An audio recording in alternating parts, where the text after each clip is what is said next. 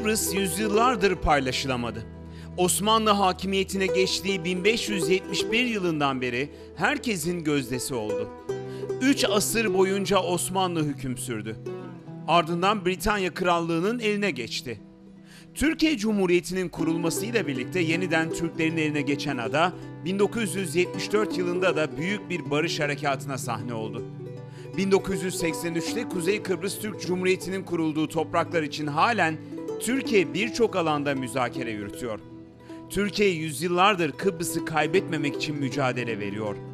Ama gelin görün ki her yıl Kıbrıs kadar toprağını hiç mücadele etmeden kaybediyor.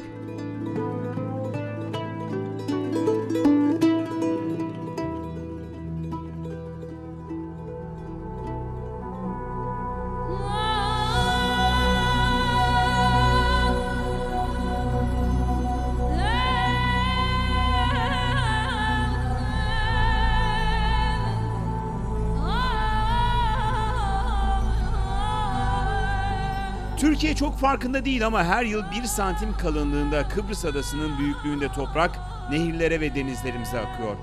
Sadece bu kadar da değil. Türkiye'de her yıl kilometre kare başına yaklaşık 600 ila 800 ton verimli toprak akarsularla denizlere, göllere ve barajlara taşınıyor. Dünyada yaşanan erozyonla karşılaştırıldığında bu değerin dünya ortalamasının yaklaşık 2 katına eşit olduğu görülüyor. Türkiye'nin kaybettiği bu toprakların karşısındaysa iki isim yıllardır set gibi duruyor.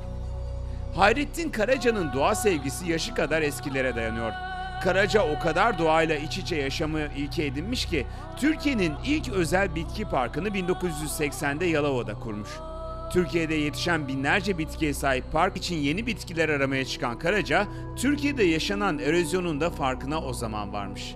Çevre sorunlarının hiç konuşulmadığı, coğrafya bilgisinin sadece ilköğretim kitaplarındaki düzeyde olduğu ülkemizde bu sorunun ne kadar büyük olduğunu anlayan ve elini taşın altına koyan ilk isimlerden bir tanesi Karaca. Yakın dostu iş adamı Nihat Gökyiğit'le 1992 yılında Türkiye Erozyonla Mücadele Ağaçlandırma ve Doğal Hayatı Koruma Vakfı'nı yani TEMA'yı kurduğunda uzun bir yola çıktıklarının da farkındaydılar.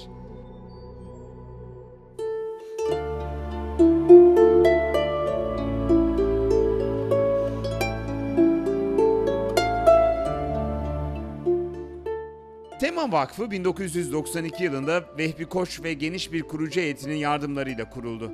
Gökyiğit ve Karaca'nın önderliğinde kısa sürede Türkiye'nin en büyük çevre vakıflarından biri haline geldi. Ülke genelinde yaklaşık 170 bin hektar alanda 48 kırsal kalkınma, 12 biyolojik çeşitliliği koruma ve 89 ağaçlandırma projesi olmak üzere toplam 149 projeyi hayata geçirdi. Bugüne kadar Çevre ve Orman Bakanlığı'nın işbirliği ve destekçilerinin katkılarıyla 8 milyon 300 bin fidan dikildi. 650 milyon meşe tohumu ekildi. Tema Vakfı sadece ağaç diken, insanlara çevre bilinci kazandıran bir vakıf değil. Hayrettin Karaca ve Nihat Gökyiğit önderliğindeki vakıf 19 yılda 2 önemli yasanın çıkarılmasına çok önemli katkı sağladı.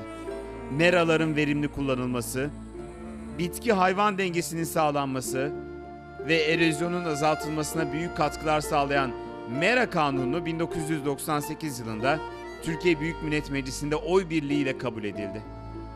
Hemen ardından başlatılan toprak yasası çalışmaları değişen hükümetlere rağmen toprak yasasını destekliyorum imza kampanyası 1 milyonu aşkın insanın imza atmasıyla 2005 yılında yasalaştı.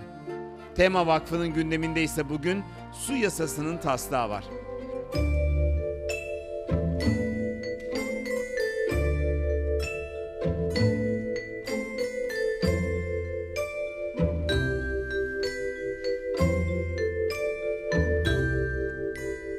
Tüm bunlara rağmen Tema Vakfı'nın belki de en büyük başarısı çevre bilincini çok geniş kitlelere yayabilmiş olması. Tema Vakfı'nın Türkiye genelinde 75 ilde ve 450 ilçede faaliyet gösteren 422 bin kayıtlı gönüllüsü bulunuyor. 900 ilköğretim okulunda yavru tema takımında yer alan öğrenciler çevre konularında bilgileniyor, dünyayı tehdit eden çevre sorunlarını tartışıyor ve doğa koruma projeleri üretiyor.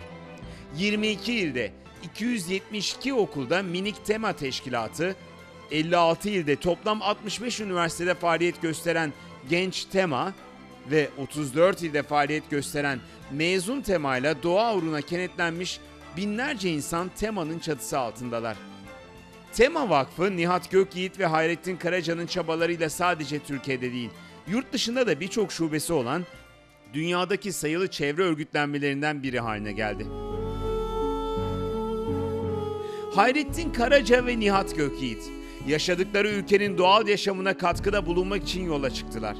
Milyonlarca ağacın dikilmesine, binlerce kilometre kare toprak parçasının erozyona karşı yok olmasını önlediler.